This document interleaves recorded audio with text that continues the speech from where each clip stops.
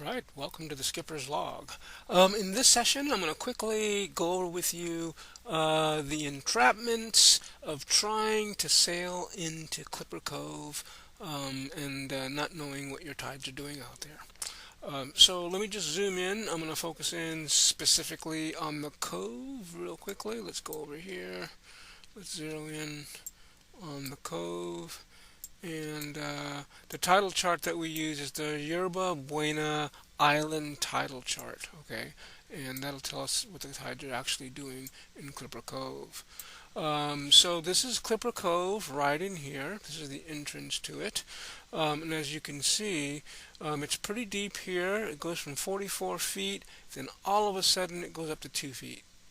44 feet, all of a sudden up to 3 feet. 44 feet, all the way up to 8 feet, 44 feet up to 30 feet. Now at low tide it's 8 feet here, okay? And you don't want to try entering the cove at low tide, because if you try to come in over here, you're going to run aground. You see it's only 2 feet, 3 feet, 6 feet here. So there's a big sandbar sitting right in here that you don't want to get near of. So when you sail into Clipper Cove, the number one thing to remember is to sail in, or motor in rather, to the upper corner up here. This is the deepest part, as you can see. It goes from 30 feet to 8 feet at low tide, and then you come this way and hug the pier, and this is submerged at 9 feet here, but if you come this way and then veer off, all of a sudden you're in 11 feet of water, and you're in 15 feet of water and safe. So what I'm trying to say is, don't just sail in or motor into the cove here, especially at low tide. You want to hug this wall and come down along the side of the pier here, and then come into the deeper water. You see, it's nice and deep over here. At low tide, it's 15 feet here. Okay, but at low tide, it's only 8 feet here. At low tide, it's 2 feet here. So you want to avoid this whole area. And I just make it a regular habit to come into Clipper Cove and just hug this all the time, no matter if it's low tide or high tide. You're going to be safe. Of course, that depends if there's a negative tide. So what I want to also mention is, if this is low tide at 8 feet here, and you're coming down from the upper bay, you got to also be careful, because it's also from here coming across. It's pretty deep here.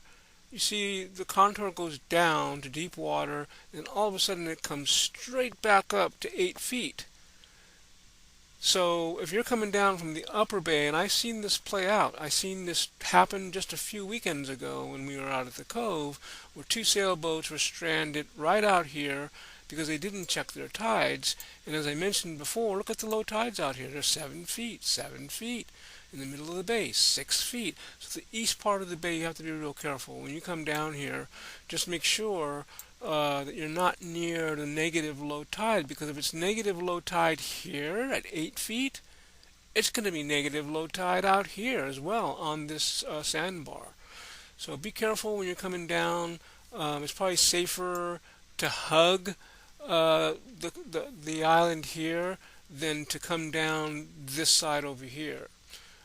So that's going to be, your best bet, is to really, if I was coming down from the upper bay, I would come down this side to the deep water here, right, and just hug this.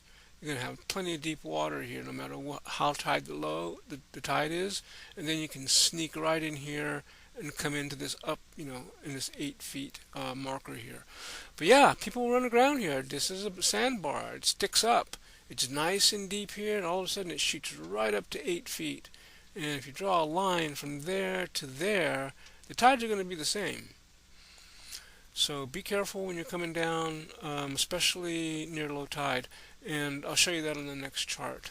Okay. So anyway, that's the issue coming in and out of the cove. Once you come in here at low tide, and that tide starts to fill up, you're fine, okay? But if you try to leave at low tide, you can run aground here. So you have to be careful what time you leave and what time you enter, because as you enter, you're entering a bowl here, right? And look, at low tide, you're not going to get out 2 and 3, and even at 8 feet, it's pretty close. So you want to make sure that you're not anywhere near that low tide of 8 feet. And I'll show you that on the chart. Okay, so that's a warning. Be careful coming down from the upper bay. Um, and here's another thing too. If you look at the low tides all over the east side of the bay, they're very, very shallow. Um, let's see here. If you come up to the Richmond Inner Harbor, man, it's 4 feet over here. Low tide up there. And like I said before, even if you come out a third of the way in the bay, you have places here where it's 5 feet. Who knew? It looks like it's really deep out there, but it's just 5 feet at low tide. Look, that's a sandbar. You can actually see it contouring. From the 6 feet, 7 feet is actually low, but 6 is even lower, and 5 out here, and 6 in the middle of the bay. Look at that. 6 feet right there. No wonder people run aground. People run aground here all the time because they don't realize that at low tide, if you have a long draft, you will hit